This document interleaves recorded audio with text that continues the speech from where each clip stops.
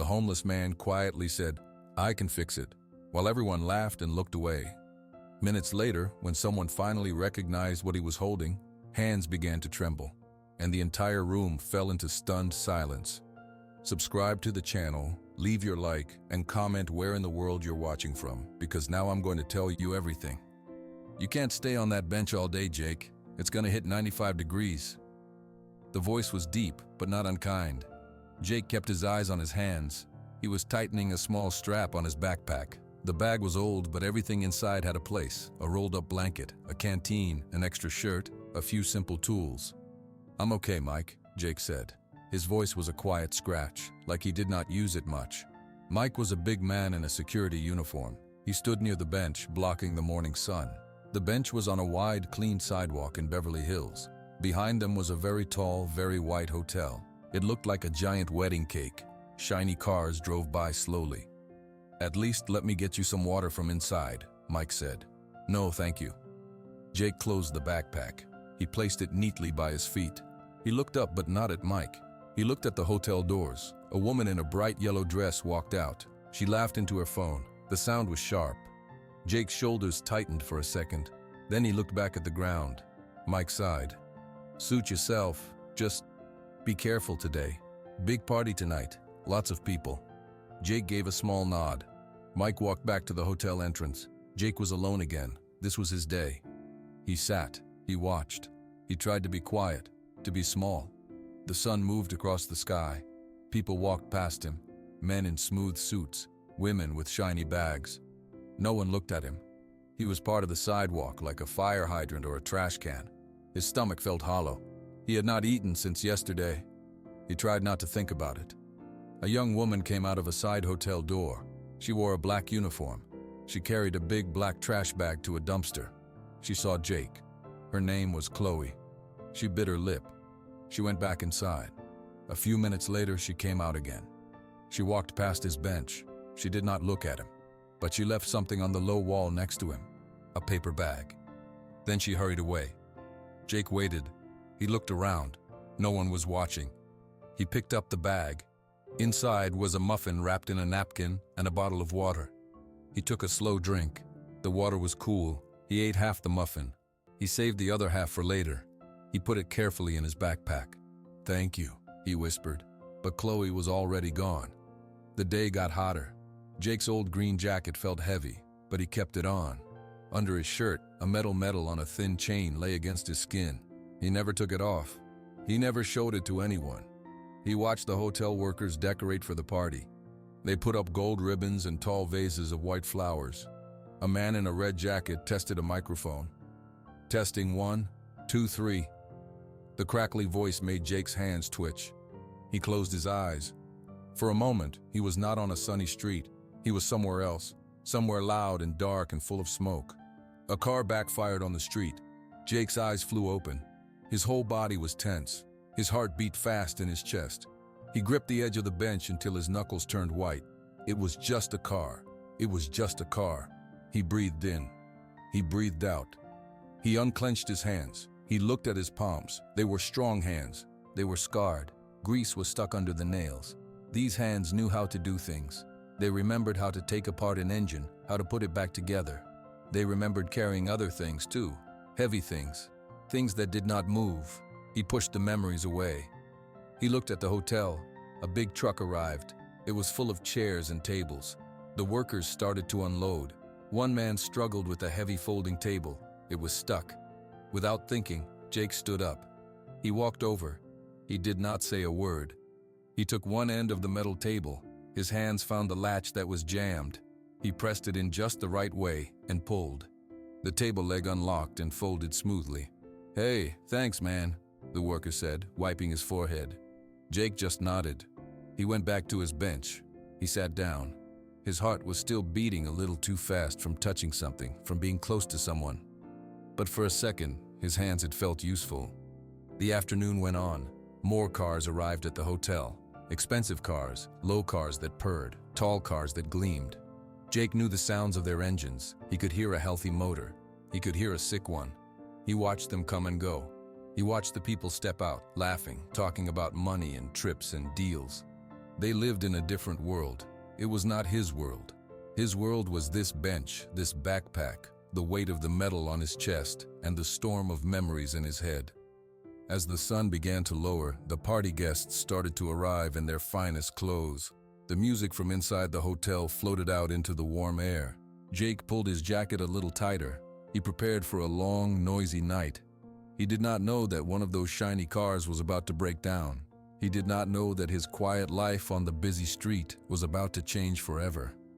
The music from the party inside was a soft, thumping beat. Jake sat on his bench, trying to let the sounds wash over him without sticking. Then a new sound cut through the air. It was a deep, powerful engine roar. It came from a car turning onto the street. It was a sports car. It was the color of fire.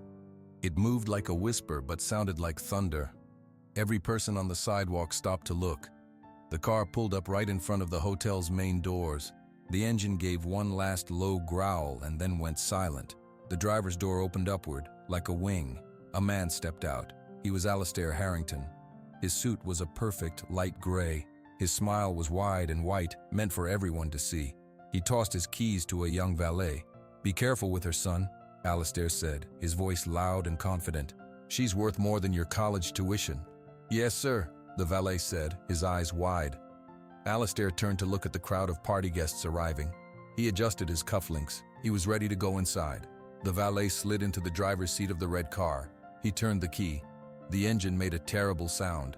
It was a choked, coughing sound. It sputtered once, twice, and then died completely.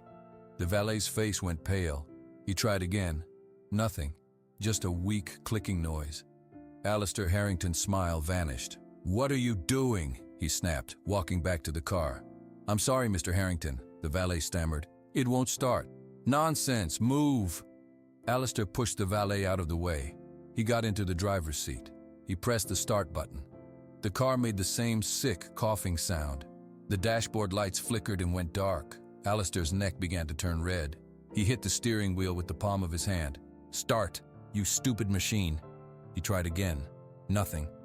He kicked open the door and got out. He stared at his beautiful, broken car. His whole face was now a dark red. He walked to the front of the car and kicked the tire. "I pay a fortune for this machine. Work!" A crowd was gathering. Party guests in silk dresses and tuxedos formed a half circle, watching. They whispered behind their hands. "Isn't that the new vortex?" a woman said. "What an embarrassment," a man murmured. "Maybe he bought a lemon," another woman whispered, trying not to laugh. Jake watched from his bench. His eyes were on the car. His head tilted slightly, listening. That sound. It was specific. It was not the battery. It was not the starter. He knew that sound. His hands, resting on his knees, flexed slightly. Alistair Harrington was yelling at the valet now. "Did you flood the engine? What did you do?" "I didn't do anything, sir. I just turned the key." Mike, the security guard, stepped out of the hotel. His calm voice cut through the panic. "Is everything all right here, Mr. Harrington?" "No, everything is not all right," Alistair shouted, waving a hand at the car. "This piece of junk won't start, and now everyone is staring." Chloe, the young woman in the black uniform, came out holding a tray of empty glasses. She saw the scene. Her eyes went from the angry millionaire to the crowd and then to Jake on his bench. She saw him watching, his focus intense. Jake stood up. He did not decide to do it. His body just moved. The noise, the yelling, the problem sitting right there. It pulled him forward. He picked up his small backpack. He walked slowly toward the crowd, toward the broken red car and the shouting man. He knew what was wrong, and for the first time in a very long time, his hands itched to fix it. The crowd shifted as Jake moved through them. People stepped back, not wanting his old jacket to touch their fine clothes. Their whispers changed. "What is he doing? Look at his hands. Someone should stop him." Jake heard them, but the words felt far away. His focus was on the car. The sound it made was clear in his head. Asterisk fuel injector, clogged or stuck open. He stopped a few feet from Alistair Harrington, who was now arguing with Mike, the security guard. "I need a real mechanic, not a hotel guard," Alistair snapped. "A tow truck is on its way, sir. It will be here in 20 minutes, Mike said, his voice steady. 20 minutes. I am the guest of honor inside. This is a disaster." Jake knelt on the hot pavement, not on the fancy hotel driveway, but on the public sidewalk next to the car's front wheel. The heat from the ground came through his pants. He unzipped his backpack and took out a small clean cloth and a single wrench.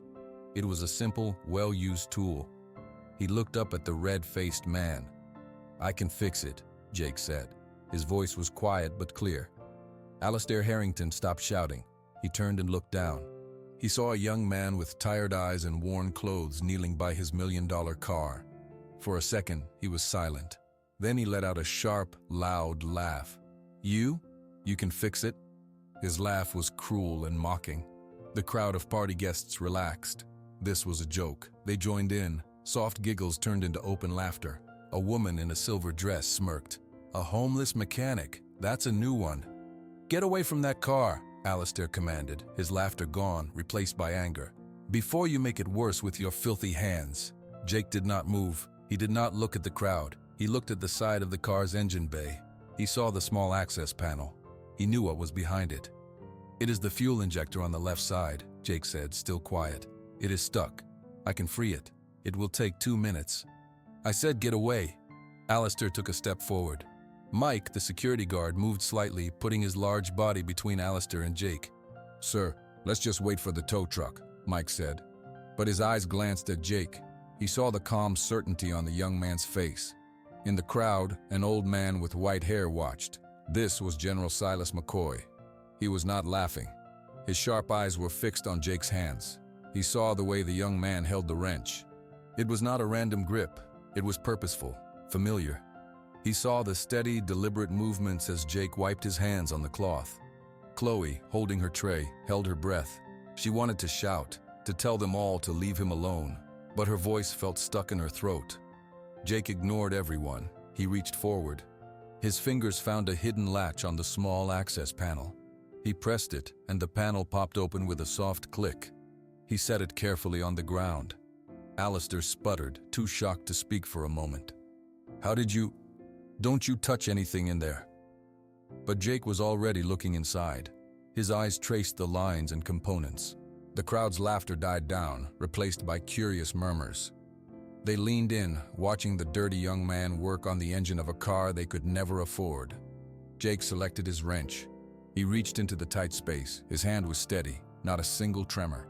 He did not rush. He found the component he was looking for. He gave it 2 firm taps with the handle of the wrench.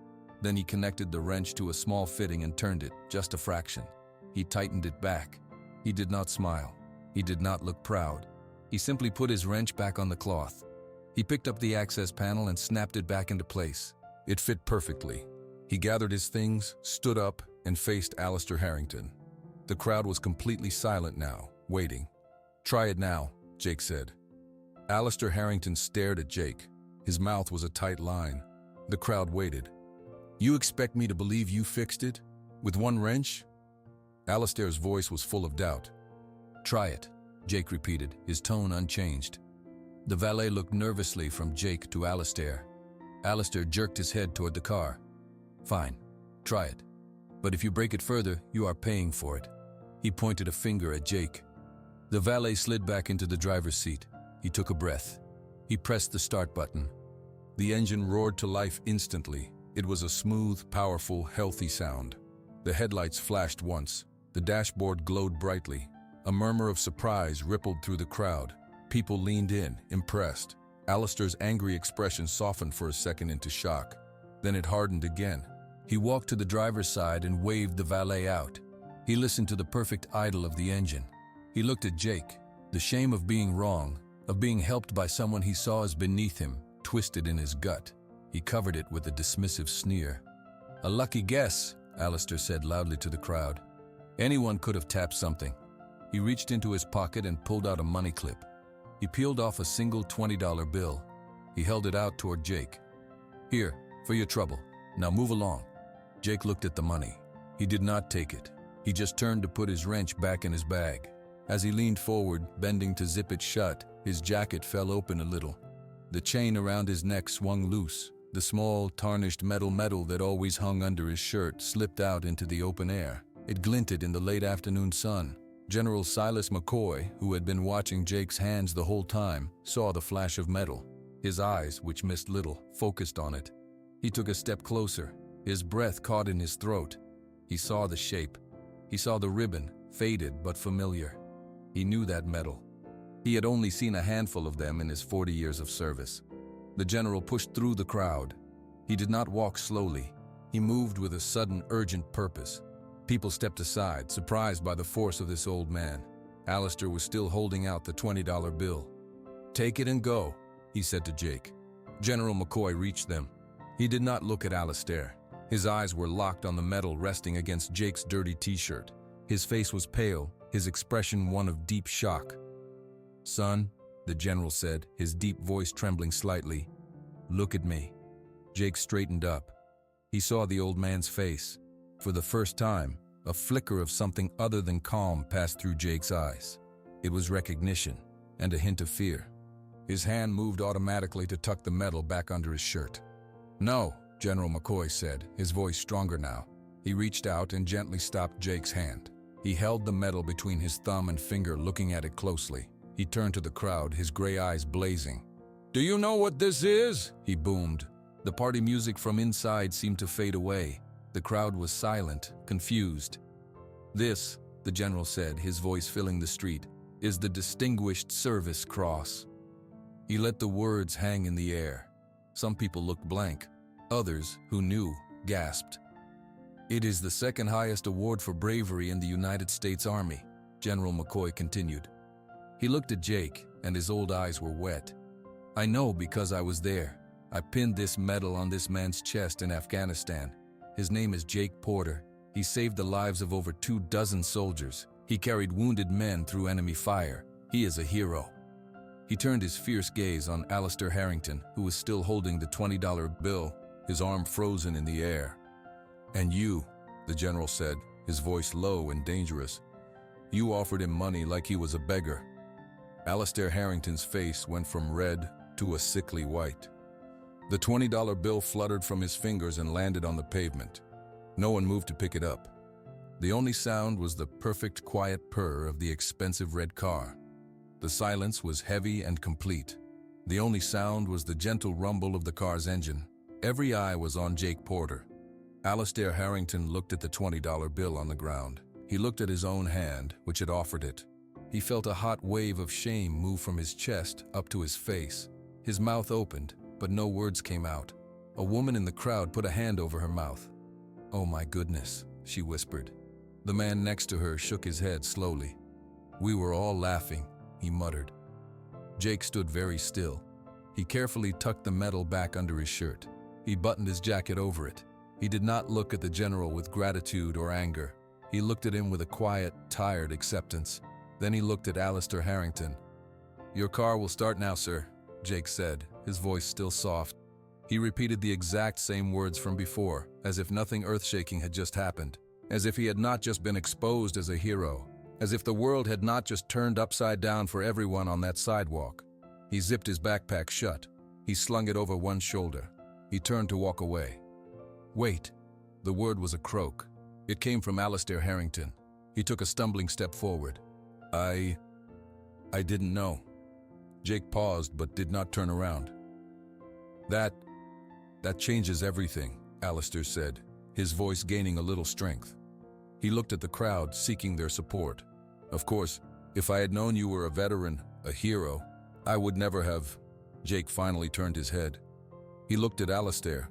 His pale blue eyes were clear and calm. "It doesn't change the car," Jake said. "It was just a fuel injector." He said it plainly. To him, fixing the car was a simple fact. The metal was a separate fact. One did not make the other more or less true. His words made Alistair's shame feel even deeper. Alistair had made the moment about money and status. Jake had simply fixed a problem. Let me pay you properly," Alistair insisted, fumbling for his money clip again. "No thank you," Jake said. He began to walk down the sidewalk, away from the hotel, away from the staring crowd. General McCoy watched him go, his heart aching. He saw the young soldier he remembered, now carrying an invisible weight that bent his shoulders. Chloe, her eyes filled with tears, took a step toward Jake's retreating back. "Thank you," she called out, her voice cracking. Thank you for your service." Jake did not acknowledge her. He just kept walking, becoming smaller and smaller against the backdrop of gleaming buildings and palm trees. The crowd remained stuck in place. The party music from inside the hotel felt wrong now, obscene almost. Mike, the security guard, bent down slowly. He picked up the $20 bill from the pavement. He held it out to Alistair Harrington. Alistair looked at it like it was a poisonous snake. "Keep it," he mumbled, unable to touch it. He turned and walked quickly into the hotel, unable to face anyone for another second. Mike looked at the money in his hand. He looked in the direction Jake had gone. He nodded slowly to himself. The crowd began to disperse, talking in hushed, sober tones. The celebration was over. The red car sat purring perfectly, a monument to their collective mistake. General Silas McCoy made a decision. He was not going to let that young man disappear into the shadows again. He started walking, following the path Jake had taken. His old legs moved with a new, determined purpose. General Silas McCoy followed the young man's path. Jake was a block ahead, walking with his head down. His pace was not fast, but it was steady. The general's old legs, stiff from standing, protested at first. He pushed through the discomfort, his eyes fixed on the faded green jacket. He caught up as Jake paused at a quiet corner, waiting for a traffic light to change. "Jake Porter," the general said, his voice softer than it had been on the crowded street. Jake's shoulders tightened. He did not turn around. "Sir." "Look at me, soldier." Slowly, Jake turned. His face was a blank mask, but his eyes were alive with a wary tension. "I'm not a soldier anymore, General." "Once a soldier, always a soldier," McCoy said. He looked Jake up and down, taking in the worn clothes, the careful posture. "Why are you living on the streets? Why did you disappear? The army has programs. There is help." Jake looked at the ground, then at the traffic light. It turned green. He did not cross. "I don't need help." "That is not true," the general said, his voice firm but not unkind. "I saw you. You are hiding. You think because you are broken, you don't deserve a place. I know that feeling." Jake's jaw clenched. "You don't know. I was your commanding officer. I sent you there. I signed the papers that put you on that convoy." The general's own guilt hardened his words. "When I heard you were discharged and gone, I felt responsible. Seeing you today like this, it is my failure walking around in an old jacket." "It's not your fault," Jake said, his voice barely a whisper. "It's no one's fault.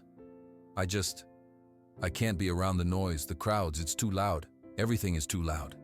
He said it like a simple, terrible fact. "So you live on a bench? You let men like Harrington laugh at you?" The general's frustration showed. "You have a skill. You have courage.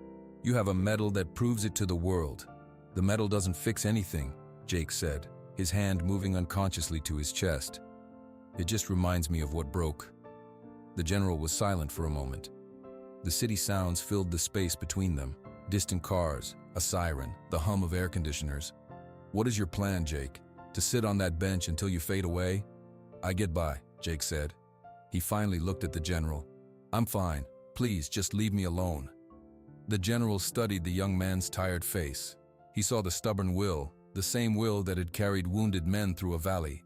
He knew he could not force him, but he could not abandon him again. He reached into the pocket of his slacks. He pulled out a small notebook and a pen. He wrote carefully. He tore out the page and held it out. "This is my name, my personal cell phone number. My address is on there too. It's not far from here." Jake stared at the paper but did not take it. "Take it," the general insisted. "You do not have to call. You do not have to come by, but it will be in your pocket. If a day comes when the noise is too much, or the bench is too hard, or you remember that your hands are good for more than holding a wrench for 2 minutes, you will know where to find one person who sees you, one person who knows who you are." Slowly, Jake reached out. He took the folded piece of paper. He did not open it. He just put it in the pocket of his jeans. "Thank you, sir," Jake said, out of habit. "Don't thank me," General McCoy said. "Just use it, when you're ready." He gave Jake one last long look. He saw the ghost of the proud soldier, buried deep under layers of pain. He wanted to say more, to do more, but he knew this was the only step he could take. He nodded once, a sharp military gesture. Then he turned and walked back the way he came, leaving Jake alone on the corner with a phone number burning a hole in his pocket. The folded paper in his pocket felt like a stone. Jake sat on his bench in the early morning. He had done his usual routine. He had rolled his blanket. He had organized his backpack. But nothing felt usual. People walking into the hotel for breakfast looked at him. Their glances were different now. They were not quick, dismissive looks away. They looked at him, then looked down. Some gave small, awkward nods. He did not nod back. He kept his eyes on his hands. The side door of the hotel opened. Chloe stepped out. She was not carrying trash this time. She held 2 paper cups of coffee. She walked straight toward him. She looked nervous but determined. She stopped in front of his bench. "Good morning," she said. Jake looked up. He gave a slow nod. "Morning. I brought you some coffee. It's just from the kitchen. It's not fancy." She held 1 cup out. Jake hesitated. He looked at the cup, then at her face. He saw no pity there, just a kind of earnest worry. He took the cup. "Thank you." Chloe sat on the far end of the bench, leaving plenty of space between them. She sipped her own coffee. "I wanted to say I'm sorry," she said, not looking at him. "For what?" "For yesterday, when everyone was laughing. I should have said something. I thought it. I thought they should leave you alone, but I didn't say it out loud." She bit her lip, just like she had the day before. "I'm really glad that general spoke up." Jake held the warm cup in both hands. "You left me a muffin once, and water." Chloe blinked, surprised he remembered. "Well, yeah." "That was saying something," Jake said quietly, without words. Chloe looked at him, her eyes softening. They sat in silence for a moment. The sun was warm on the sidewalk. "So, your name is Jake?" she asked. "Yes." "I'm Chloe." She smiled a little. "I work in the catering part, mostly carrying trays." Jake nodded. He took a sip of the coffee. It was hot and bitter. It was good. The main hotel doors opened. Mike, the security guard, stepped out. He saw them sitting on the bench. He walked over. His large frame blocked the sun. "Morning," Mike rumbled. "Morning, Mike," Chloe said. Jake looked up. "Morning." Mike put his hands on his hips. He looked down at Jake. His face was serious. Then he reached out and patted Jake's shoulder. It was a firm, solid pat. "Good job, kid.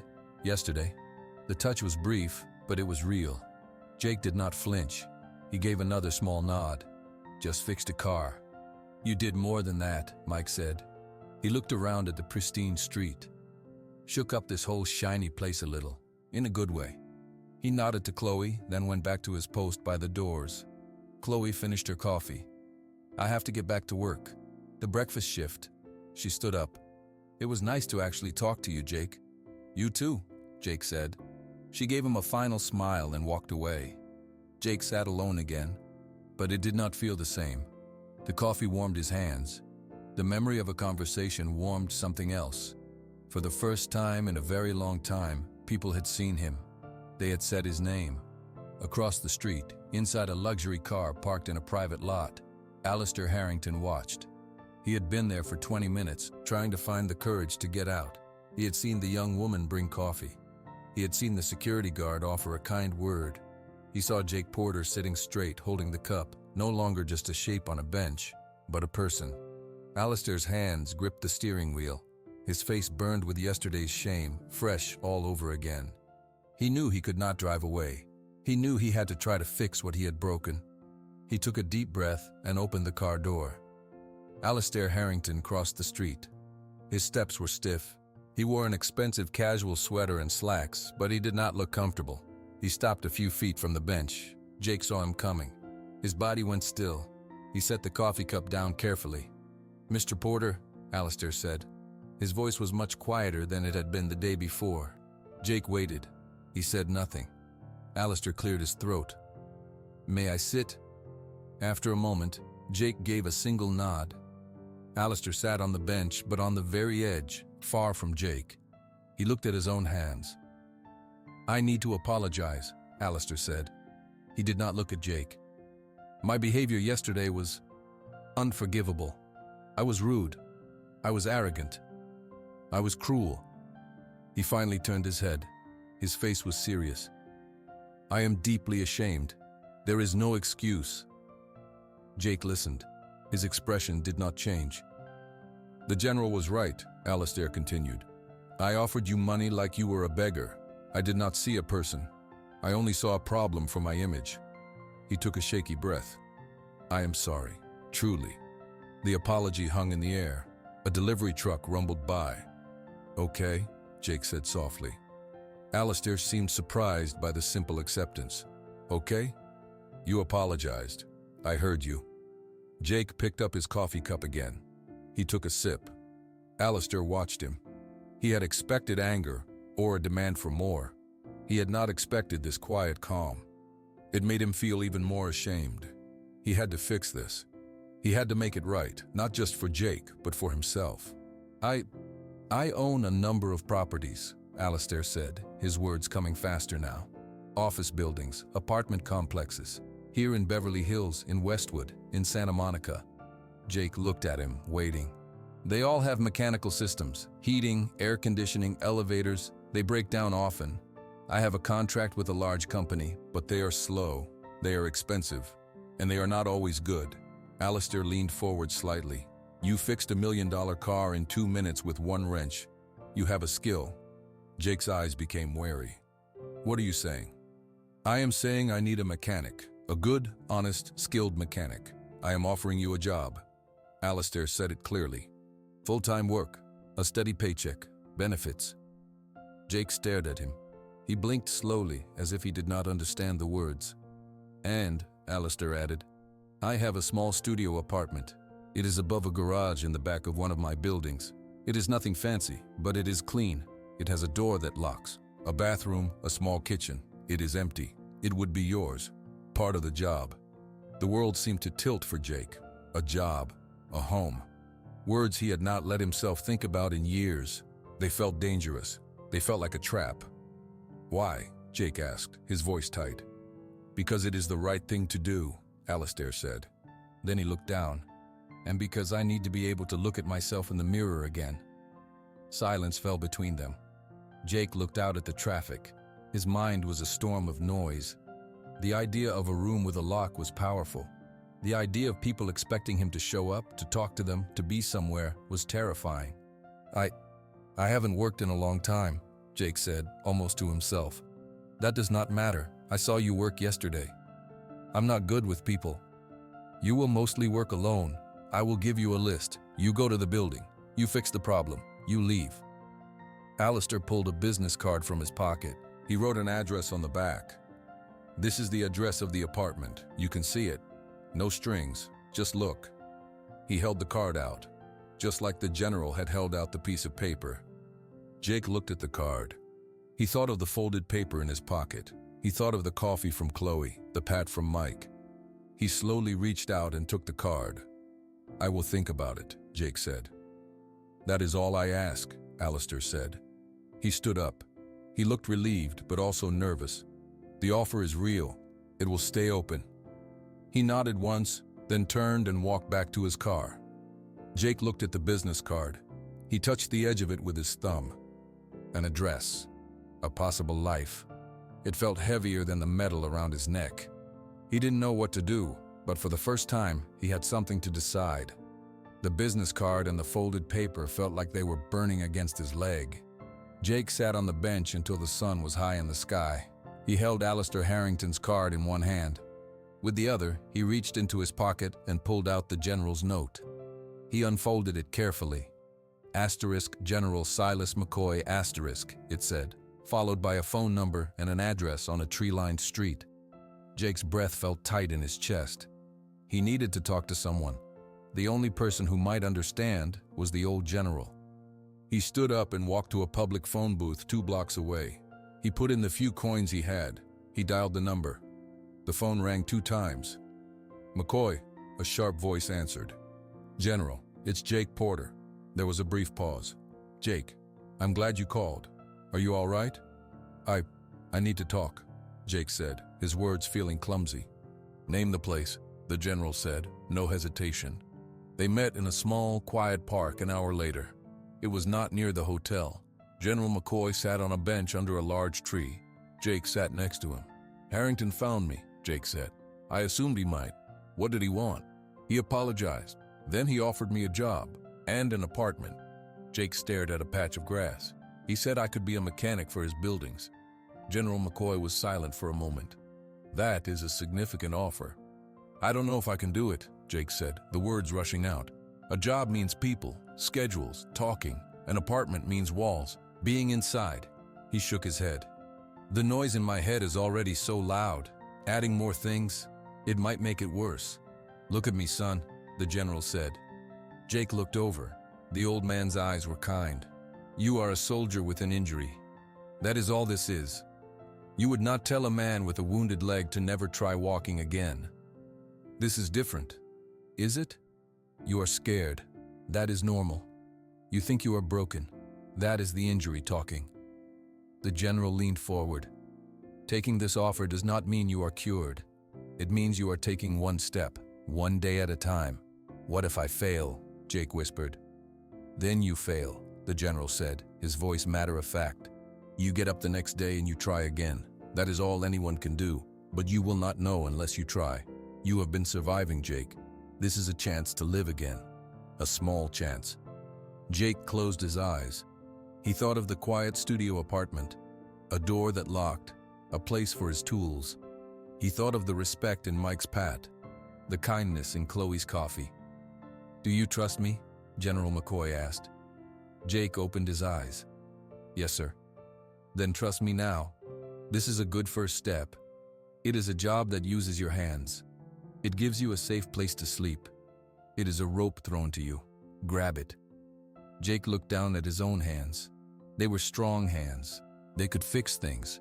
Maybe, just maybe, they could start to fix him. Okay, Jake said, the word feeling solid. I'll tell him yes. General McCoy did not smile broadly. He gave a firm, approving nod. Good. Call me after you see the place. Call me anytime. They sat in the quiet park for a few more minutes, not talking. The wind rustled the leaves. For the first time in a very long time, Jake felt a tiny, fragile sense of hope. It was frightening, but it was also real. Jake used the public phone again. He dialed the number on the business card. Alistair Harrington, the voice answered. This is Jake Porter, Jake said, his heart pounding. I accept your offer. There was a short pause. Good. That is, very good. When can you see the apartment? Now, Jake said. A small truck from one of Harrington's buildings picked Jake up an hour later. The driver was a friendly man named Luis, who did not ask questions. He drove Jake to a quiet street just a few blocks from the busy hotel area. The building was older, with 6 apartments. Behind it, separate from the main structure, was a small garage.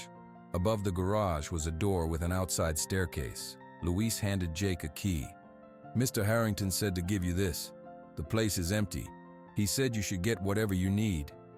Luis nodded and drove away. Jake climbed the stairs.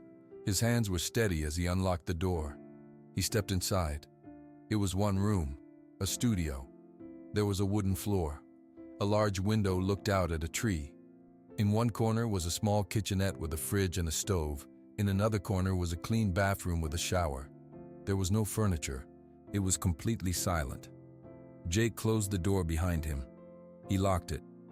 He stood in the middle of the empty room and took a deep breath. For the first time in years, he was inside a space that was his. The walls did not feel like they were closing in. They felt safe. The next morning, at 7 o'clock, Jake reported for work at Harrington's main office building. He wore clean clothes he had bought with a small advance from Harrington. A building manager named Susan gave him a list. Apartment 4B says their heater is making a knocking noise, Susan said. Can you take a look? Jake nodded. He took his tool bag and found the apartment. He knocked on the door. An elderly woman answered. I'm here to fix the heater, Jake said softly. She let him in. He worked quietly in her closet, finding a loose bolt in the fan assembly. He tightened it. The knocking stopped. Thank you, young man, the woman said, smiling. You're welcome, Jake said. He left and checked the next item on the list. In the afternoon, he was in the basement fixing a leaking pipe when a voice called down. Jake, are you down there? It was Chloe. She came down the stairs holding a paper bag. Mike told me you were working here. I brought you a sandwich. I'm on my break. Jake wiped his hands. He took the sandwich. Thank you. How's the apartment? She asked. Good. It's quiet. I'm really glad, Chloe said, her smile genuine. She waved and went back up the stairs. That evening, back in his empty studio, Jake's phone rang. It was a basic cell phone Harrington had provided for work. The screen said *General McCoy*. Jake answered. Hello, sir. How was the first day, soldier? The general asked. It was okay, Jake said. I fixed a heater and a pipe. And the apartment? It's good. Jake looked around the bare room. I need to get a bed. One thing at a time, the general said. I will call you next week. Keep going. They hung up. Jake ate the other half of the sandwich Chloe had brought. He sat on the floor by the window, watching the light fade from the sky. A loud truck passed on the street below, and he flinched, his heart racing for a moment. The noise faded. His breathing slowed. He was not fixed. The storm in his head was still there. But he had a place to be. He had work to do. He had people who knew his name. He was no longer a ghost on a busy street. He locked the door, lay down on the floor with his blanket, and closed his eyes. It was a new beginning, one quiet step at a time.